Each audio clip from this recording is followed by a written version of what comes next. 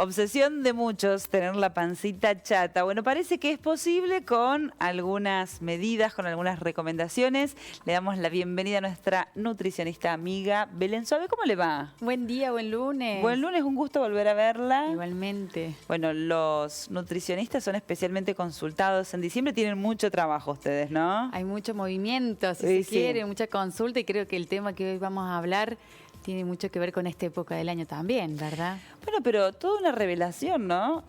No muchos conocemos esta posibilidad de contribuir a un abdomen chato a partir de cierta alimentación. ¿Y es posible? Es posible, creo que es importante tener en cuenta en principio una pequeña diferenciación de que no es lo mismo un cuadro de, a ver, si vamos a buscar estar chato o promover una desinflamación, no es lo mismo algo casual que tiene que ver con esto de, bueno, de buscar una comodidad física o inclusive para prepararnos para algún evento, algo que tiene que ver con un signo y que está asociado a una patología. Claro. Entonces, primero diferenciar que hay procesos inflamatorios que promueven la distensión abdominal o esta consulta de estoy constantemente hinchado, y esto tiene que ver más con otra patología de base, como por ejemplo puede ser una intolerancia a la lactosa, como puede ser un síndrome de intestino irritable. Es decir, hay un montón de patologías que como consecuencia o como parte del cuadro es un proceso de inflamación. Eso es aparte y eso es algo que nosotros hoy no vamos a trabajar directamente, porque tiene que ver con un tratamiento más prolongado en el tiempo. Claro. Pero en su, digamos, mayoría la acusa es algo más del post-ingesta, que tiene que ver muchas veces con los registros de comida, y ahí es donde podemos hacer énfasis en la calidad y en algunos ciertos hábitos, ¿sí? Como por ejemplo, evitemos, como siempre, las comidas copiosas. Si yo voy a tener registros de comida de grandes volúmenes, es consecuencia directa de que hasta por no darle tiempo a un trabajo digestivo, el paciente se va a sentir inflamado, ¿sí? Entonces el fraccionar, trabajando la porción justa, lo que siempre hacemos acá énfasis, es la primera medida de hábito que tenemos que tratar de promover. También tenemos que evitar el registro de bebidas con gas. Así, las gaseosas, por ejemplo, no nos aporten calorías, y eso significa que desde el punto de vista nutricional no sería un inconveniente. El gas es un gran promueve el proceso inflamatorio.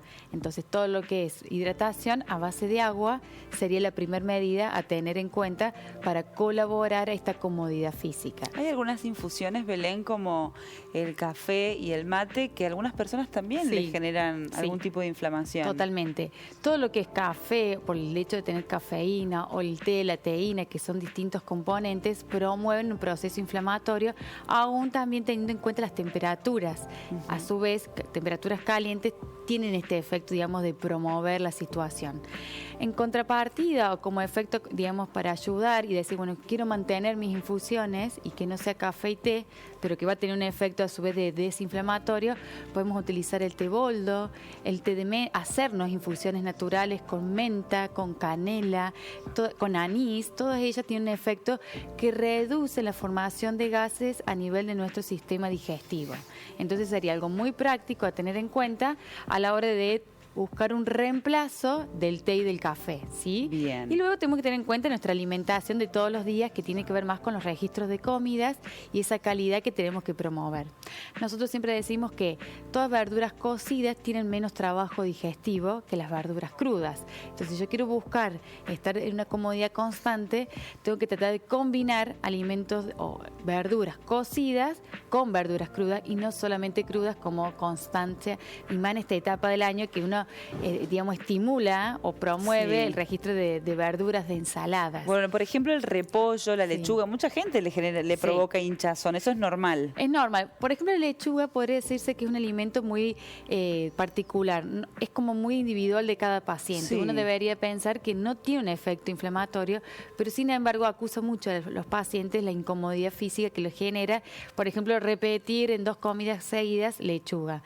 Pero todo lo que, digamos, como el grupo de las verduras crudas, el repollo se lleva como el protagonismo a esta situación inflamatoria, como todos los que son, digamos, sus alimentos asociados, que tiene que ver con el coliflor, con el brócoli, que son las crustáceas, digamos, como parte.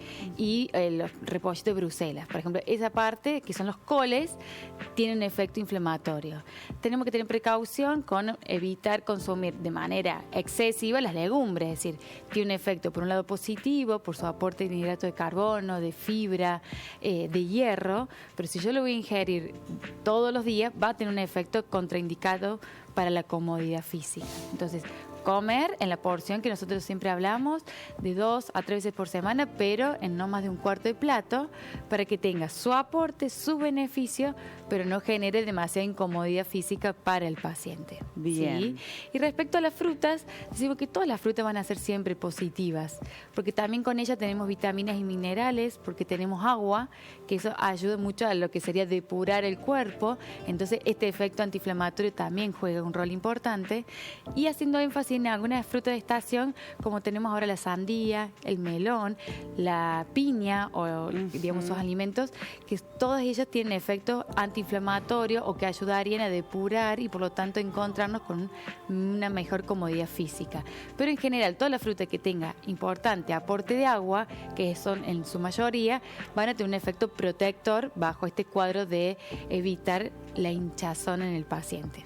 ¿Qué pasa con otros ámbitos? Y esto me parece que no tiene que ver con lo estrictamente nutricional, pero seguro ustedes computan como las horas de sueño, hábitos como fumar, por ejemplo. ¿Tienen algún impacto en la hinchazón abdominal? Bien, bueno, por ejemplo, las horas de sueño es clave para cualquier tratamiento. Decimos que el paciente que no tiene ese recomendado de 6 a 8 horas va a tener un impacto en la salud. Y esto implica en que a nivel de perfiles hormonales yo no voy a estar manteniendo, digamos, la normalidad que necesito para todos los días. Y esto claro que sí impacta, porque si yo no tengo un proceso hormonal adecuado, el proceso inflamatorio entonces empieza a formar parte. Así como también el proceso de acumulación de tejido adiposo a nivel abdominal es más factible en aquella población que no tienen mejores horas de sueño. O sea que todo acompaña, como siempre decimos, el entorno hace referencia. Y acá como hábito, más allá del fumar, que tiene toda una contraindicación para la salud, el alcohol, que puede llegar a formar parte también inclusive de esta época del año. Sí, una cervecita con los amigos, una juntada para brindar porque se termina el año, la temperatura que te acompaña. Digamos, creo que el alcohol se lleva como ese protagonismo en cuanto al proceso inflamatorio, ¿sí? Porque aparte es un gran retensor de líquidos. Entonces no solo que me va a generar distensión abdominal en el momento, que va a ser algo muy característico del post-ingesta.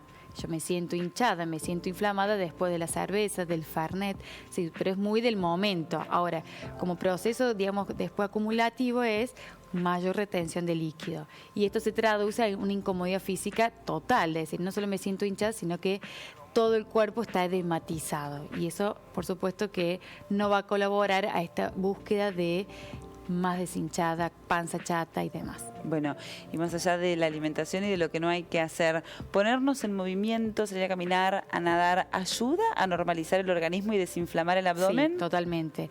Todo tipo de actividad física que nosotros la podamos tratar de sostener en el tiempo, de manera constante. Nosotros hablamos como una recomendación para aquel que no hace nada, promover el ejercicio con una frecuencia no menos de 3 veces por semana, que la idea siempre decimos que no sea algo continuo de lunes, martes y miércoles, sino trabajar el día de por medio.